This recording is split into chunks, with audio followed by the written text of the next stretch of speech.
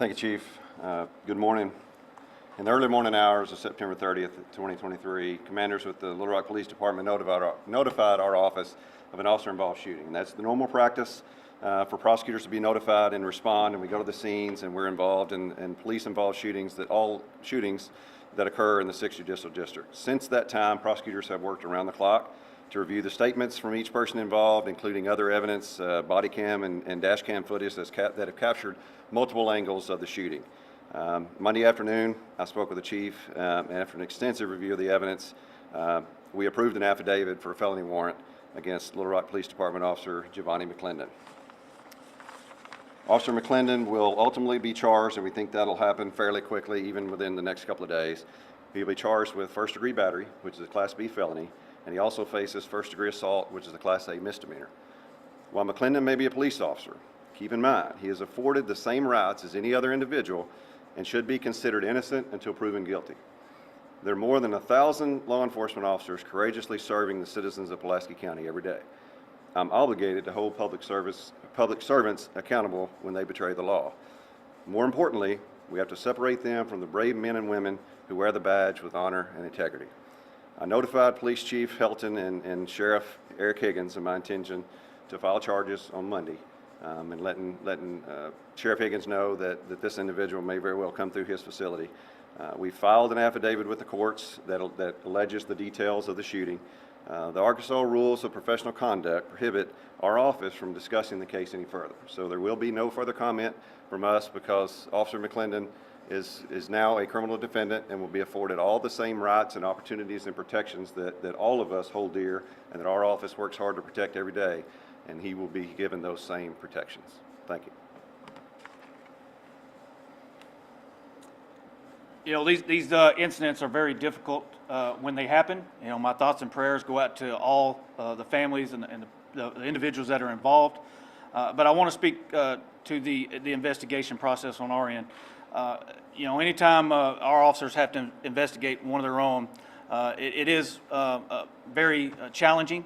But I can honestly tell you that the men and women of the Little Rock Police Department, part of the investigative unit, performed themselves with the utmost professionalism and integrity in handling this case, and did so in a manner no different than they handle any case that they investigate. So I want to commend them for their diligence and their efforts to properly handle this and do so in such a manner that obviously has led us here to today. And with that, I'll open it up for a few questions. Do we know, are we allowed to say how many shots were fired?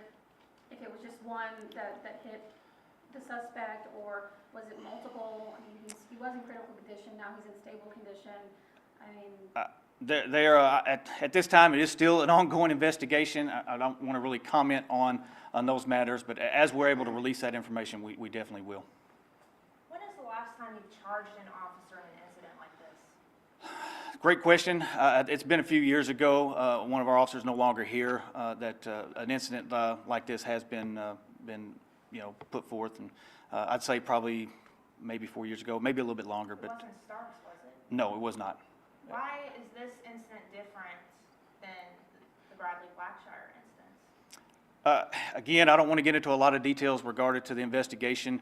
Obviously, Officer McClendon has his internal investigation as well as a criminal investigation. I think it's important to respect those due processes, and just not going to be able to answer that question at this time. Would you mind clarifying for me, what was the thing that made you go, we're going to file charges, and this was not a part of police protocol? Obviously, the charging part is reference to the prosecuting attorney. As far as us, in my previous statement, it was clear to me from a policy standpoint that our deadly force policy was not followed.